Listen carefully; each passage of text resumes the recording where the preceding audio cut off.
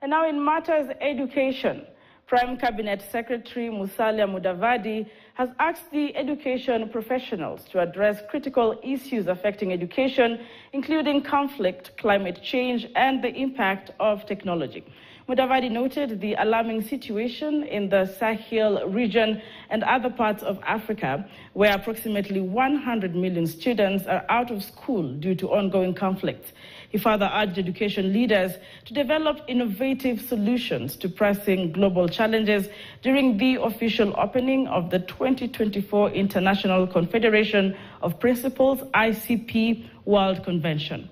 Speaking on behalf of President William Ruto, Mudavadi questioned how educational leaders can navigate the complexities of providing quality education in such challenging environments.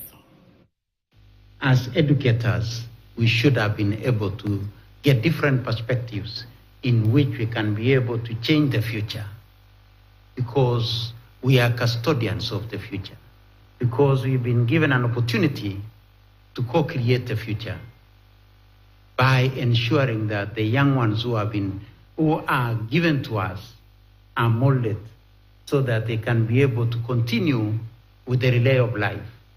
We believe in stakeholder involvement and consultation.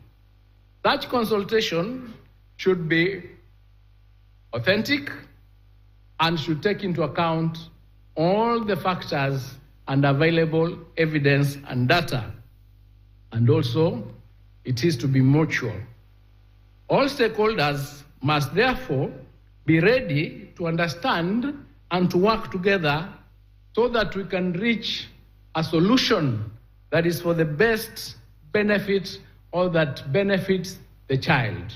The theme of this conference, Future Pathways for Learning and Learners, reflects the urgent need for us to reflect on how to position the education system in a rapidly evolving global environment. Education faces a multitude of challenges globally, particularly from the technological innovations, inclusivity, climate change, globalization changes in production systems, and shifting demographic trends.